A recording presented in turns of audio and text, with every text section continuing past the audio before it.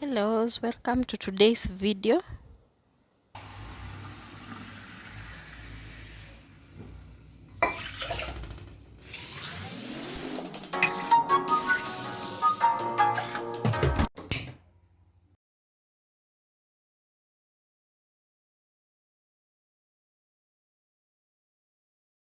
Scoop some flour into the bowl depending with the amount of porridge you want to make.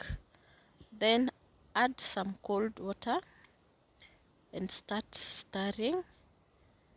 You're mixing it to make a thick paste. Continue mixing. Stir until you get the right consistency.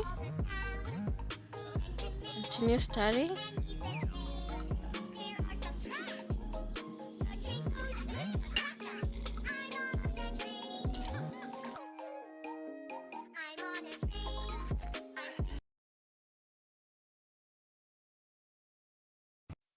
When the water boils, start adding in the mix that we have made, slowly by slowly as you stir.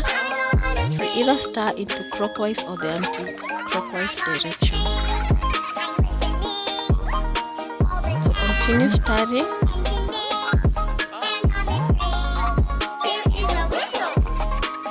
When you notice that it has started boiling, see the bubbles.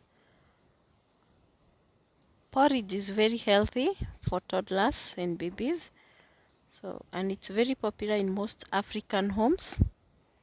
So every mother should consider it and also trying this recipe. When it boils, you minimize the flame to ensure that it is well cooked.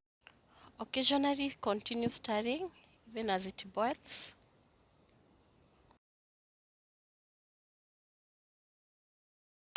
Meanwhile, you can tidy up the area that you're going to serve from. By this time, your storage containers should be ready.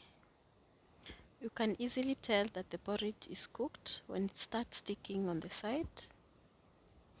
Once cooked, switch off your flame and don't let it cool from the sufuria.